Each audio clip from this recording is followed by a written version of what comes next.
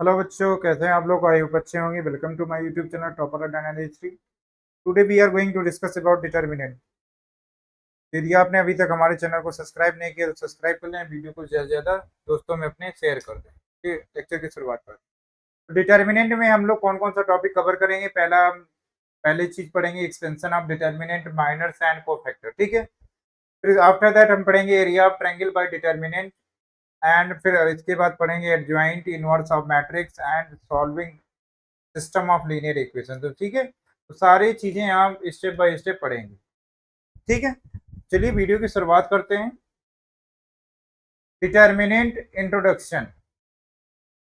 Determinant to every square matrix is equal to aij of order n.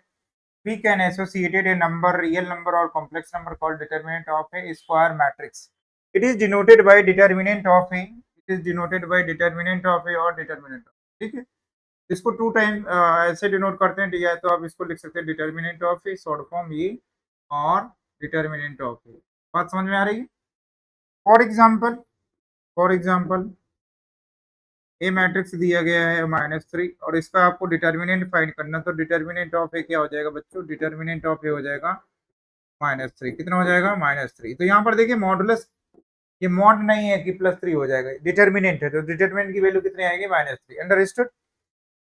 For example next, कि ए matrix दी गई है 1 2 3 4, 1 2 3 and 4, और इसका आपको डिटर्मिनेंट फाइंड करना है। तो कैसे फाइंड करेंगे बच्चों? कैसे फाइंड करेंगे? देखिए 1 2 3 एंड 4, इसका क्रॉस मल्टीप्लाई कर देते हैं। कैसे क्रॉस मल्टीप्लाई करेंगे? इसका इससे क्रॉस मल्टीप्लाई, इसका इससे क्रॉस मल्टीप्लाई।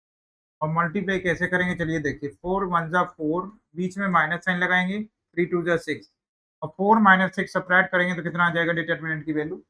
डिटर्मिनेंट की वैल्यू आ जाएगी -2। बात समझ में आ रही है? ठीक है, यहाँ तक बात समझ में आ गई। चलिए आगे, expansion of determinant of order 2/2 and order 3/3। यहाँ पर देखिए एक मैट्रिक्स दी गई है और इसका डिटर्मिनेंट फाइंड करना है।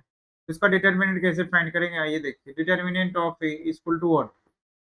Determinant of A, B, C and D. अब इसको एक्सपेंशन कैसे करेंगे? एक्सपेंशन करने के लिए मैंने कॉन्सेप्ट बताया कि इसका क्रॉस मल्टीप्लाई करते हैं और इसका क्रॉस मल्टीप्लाई करते हैं। तो ये कितना आ जाएगा बेटा? ए डी आ जाएगा, और बीच में माइनस साइन लगा देंगे तो ये आ जाएगा A D minus B C. तो ये आपकी डिटर्मिनेंट की वैल्यू आ गई। बहुत ही सिंपल है। ठीक है, बहुत ही सिंपल है, इजिली आप सॉल्व कर सकते हैं। अब 3/3 का एक्सपेंशन कैसे करते हैं? तो उसके लिए साइन कन्वेंशन आपको जानना जरूरी। साइन कन्वेंशन, साइन कन्वेंशन, ये साइन कन्वेंशन क्या होता है बेटा?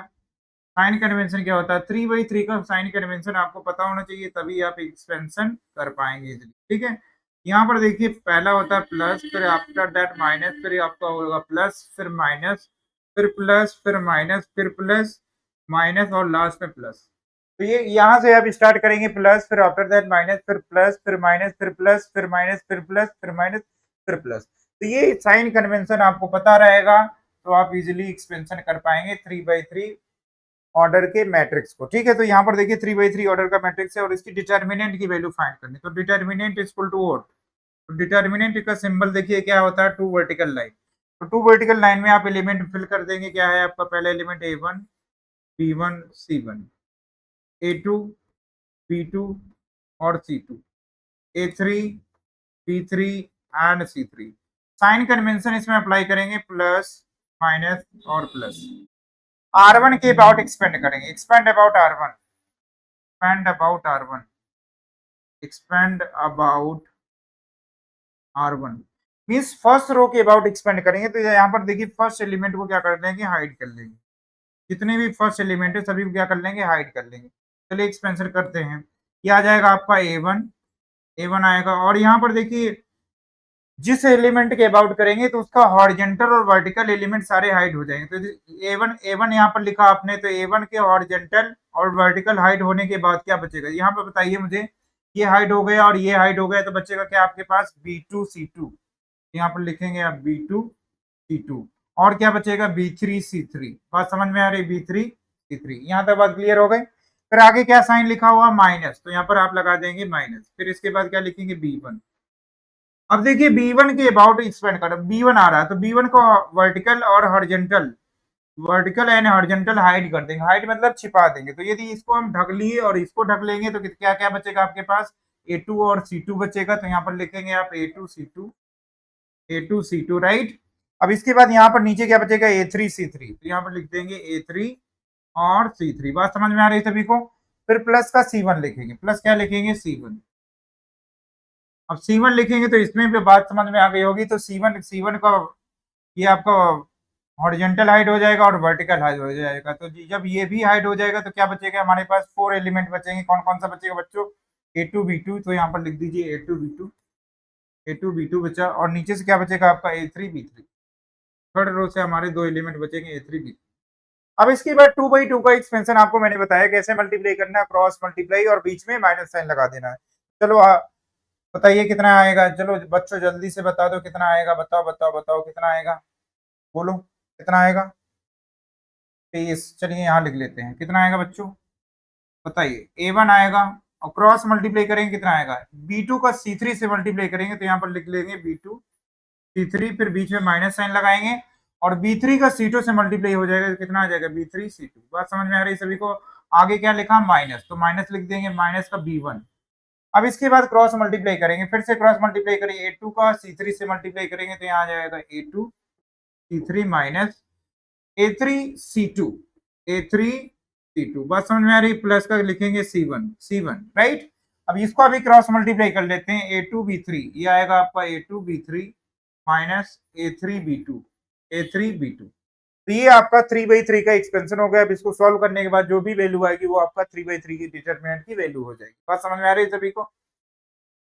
जो भी आप जैसे आप यहाँ A1 लिख रहे हैं, फिर से समझिए A1 लिख रहे हैं तो इसका हॉरिजॉन्टल हाइट हो जाएगा और वर्टिकल हाइट हो जाएगा। तो ये 4 एलिमेंट बचेंगे तो यहाँ पर हम आप फिल कर देंगे। फिर आप आगे क्या लगाएंगे, माइनस साइन। तो माइनस साइन लिख दिए। B1 का वर्टिकल हाइट हो गया, हॉरिजॉन्टल हाइट हो गया। फिर रिमेनिंग एलिमेंट को यहाँ फिल कर देंगे। इसी तरह C1 का करना है। फिर इसके बाद क्रॉस मल्टीप्लाई कर लेना है जैसे 2/2 का हमने यहाँ पर किया है। 2/2 का determinant right. Now come to the next question.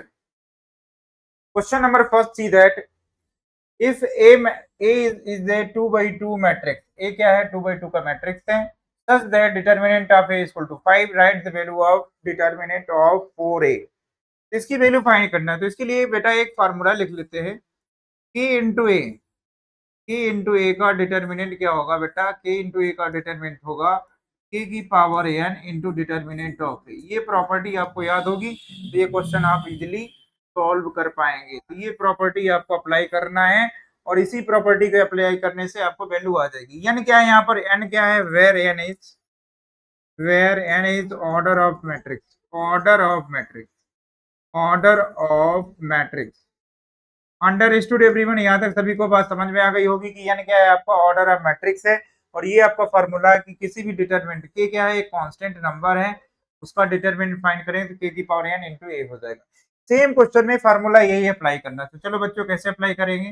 Question में क्या गिवन है determinant of a equal to 5। हमको वैल्यू किसकी फाइंड करना, 4 टाइम्स a का डिटरमिनेंट फाइंड करना है। तो यहाँ से क्या हो जाएगा बच्चों, 4 की पावर यानी क्या है, ऑर्डर ऑफ मैट्रिक्स कितना है, 2 है। तो 4 की पावर कितना हो जाएगा, 2 इंटू डिटरमिनेंट ऑफ ए हो जाएगा। यहाँ तक बात समझ में आ गई। तो यही फार्मूला, सेम फार्मूला आपको अप्लाई करना है। हमने फार्मूला अप्लाई कर दिया, यानी क्या है, order of matrix. Understood everyone. 4 का स्क्वायर कितना हो जाएगा, 16। 4 4 जा 16 इंटू डिटरमिनेंट ऑफ ए की वैल्यू कितनी है बेटा, 5 है।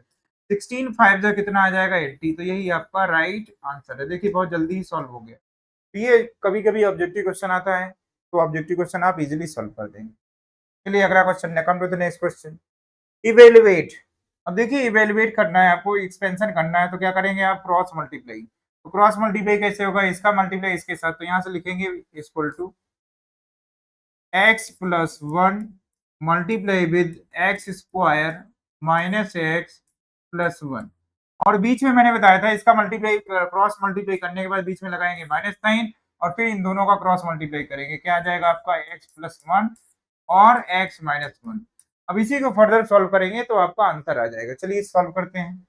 ये भाई साहब है फार्मूला किसका, ये फार्मूला है आपका A cube plus B cube का। चलो मैं बता देता हूँ। A cube plus B cube का फार्मूला होता है एक ब्रैकेट में a plus B second bracket में ए स्क्वायर माइनस का ए बी प्लस का बी का स्क्वायर, तो ये आपका फार्मूला होता है A cube plus B cube का। तो इसी फार्मूले से आप मैच करेंगे तो ए की वैल्यू क्या है बेटा एक्स है और बी की वैल्यू कितनी 1 है। तो यहाँ पर देखिए पूरा फार्मूला मैच हो रहा है, तो ये हो जाएगा आपका एक्स का क्यूब प्लस 1 का क्यूब 1 ही होगा, ठीक है। तो यहाँ से ये वैल्यू आ गई माइनस, ये भी आपका फार्मूला है A plus B A minus B. किसका फार्मूला होता था बच्चों, A square minus B square, A square minus B square, you know that A plus B into A minus B, right. तो A plus B into A minus B can be written as A का square means x square minus 1 का square 1, right. ये आ गया आपका। अब इसी को further solve करना है, तो ब्रैकेट एक्सपेंड करेंगे, कितना आ जाएगा बताइए, एक्स क्यूब प्लस का 1 माइनस का एक्स स्क्वायर माइनस माइनस कितना हो जाएगा प्लस का 1। अब इसी को फर्दर सॉल्व करना है, बताइए कितना आ जाएगा आंसर, एक्स क्यूब माइनस का एक्स स्क्वायर 1 प्लस 1 कितना हो जाएगा 2। तो यही आपका राइट आंसर है, ठीक है। तो आज की क्लास बच्चों यहीं तक, कल की क्लास में फिर मिलते हैं सेम टाइम सेम ईयर। यदि आपने अभी तक हमारे चैनल को सब्सक्राइब नहीं किया तो सब्सक्राइब कर लें, वीडियो को ज्यादा से ज्यादा शेयर कर दें।